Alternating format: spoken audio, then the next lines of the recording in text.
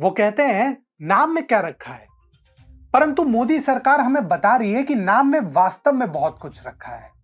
इन नामों को बदलकर गुलामी की निशानी को मिटाया जा सकता है। इससे अपने इतिहास के काले अध्याय को मिटाने और इसके साथ ही अपनी विरासत पर गर्व किया जा सकता है। यही कारण है कि पिछले 8 वर्षों में मोदी सरकार एक के बाद एक लगातार कई वस्तुओं एवं स्थानों के धड़ाधड़ नाम बदलकर गोरों एवं भूरों के साथ मुगलों की परछाई से भी भारत को निकालने की तैयारी में जुटी हुई है।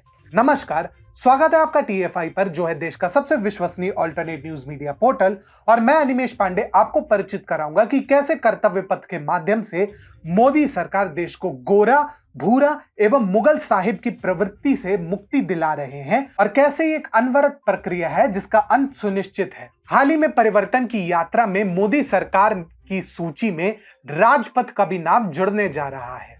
राजधानी दिल्ली का वो रास्ता जो अब तक राजपथ के नाम से जाना जाता रहा है, उसे शीघ्र ही कर्तव्य पथ के नाम से जाना जाएगा। ऐसे समय में जब हम आजादी का अमृत महोत्सव मना रहे हैं, तभी मोदी सरकार ने औपनिवेशिक मानसिकता से बाहर आते हुए और इससे जुड़े सभी प्रतीकों को खत्म करने का संकल्प लिया और अब इसी राह पर आगे बढ़ते हुए सरकार राजपथ का नाम बदलकर कर्तव्य पथ करने जा रही है।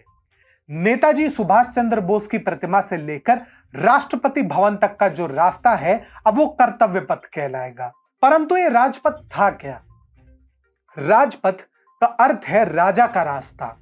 जिस रास्ते को आज हम राजपथ के नाम से जानते हैं, वो ब्रिटिश शासन में किंग्स वे हुआ करता था, जिसे राजा जॉर्ज पंचम के नाम पर रखा गया था। जब भारत को ब्रिटिश राज से स्वतंत्रता मिली तो इसे बदलकर राजपथ रख दिया गया। परंतु अब मोदी सरकार इसका नाम कर्तव्य पथ करने की तैयारी में है। देखा जाए तो मोदी सरकार के नाम बदलने वाली प्रक्रिया की ये सूची काफी लंबी दिखती है। राजपथ तो इसमें अभी सम्मिलित हुआ है, जबकि ये कार्य 2014 से ही प्रारंभ हो गया था।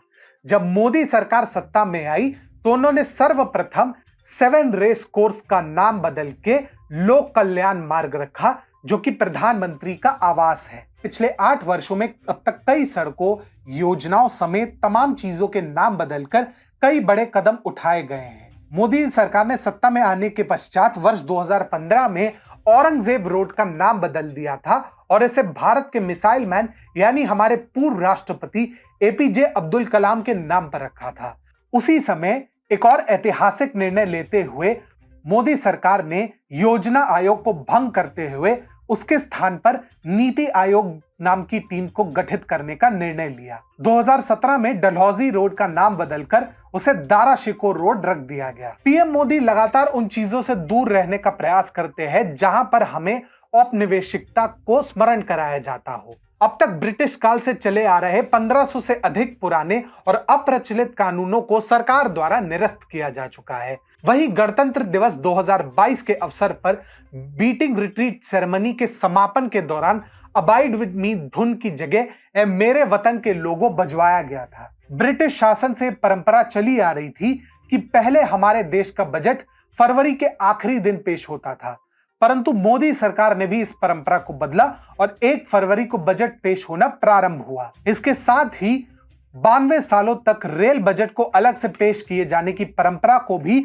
2017 से बदला गया, जिसे केंद्रीय बजट में सम्मिलित किया गया। ऐसे ही अपने कई निर्णयों के माध्यम से ब्रिटिश हो या मुगल, उनके शासनकाल से चली आ रही अनेक परंपराओं को मोदी सरकार अब अंत करने में जुटी हुई है। हाल ही में भारतीय उपनिवेशवाद से भारतीय नौसेना को भी मुक्त कराते हुए उसके ध्वज में भारतीय सरकार ने व्यापक बदलाव किया।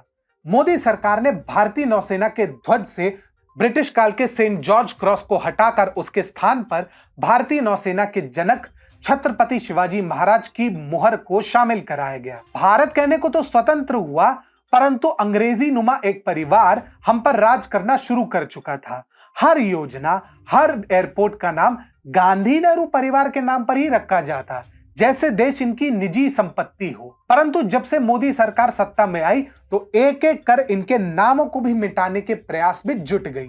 इसका सबसे व्यापक संकेत खेल रत्न पुरस्कार से था, जिसे पहले राजीव गांधी खेल रत्न के नाम से जाना जाता था। और उसे बदलकर मेजर ध्यानचंद खेल रत्न पुरस्कार कर दिया गया। वही राजीव गांधी द्वारा शुरू किए गए महत्वपूर्ण आवास योजना इंदिरा आवास योजना का नाम बदलकर प्रधानमंत्री आवास योजना किया गया।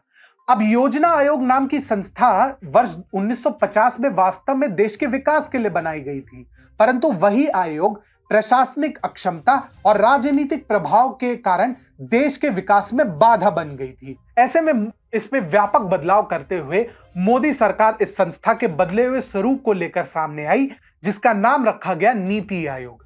नीति आयोग सरकार के थिंक टैंक के रूप में काम करता है और कुछ इस तरह से मोदी सरकार के द्वारा मोदी सरकार एक एक कर गोरों, भूरों एवं मुगलों के अवशेषों को खत्म करने में जुटी हुई है।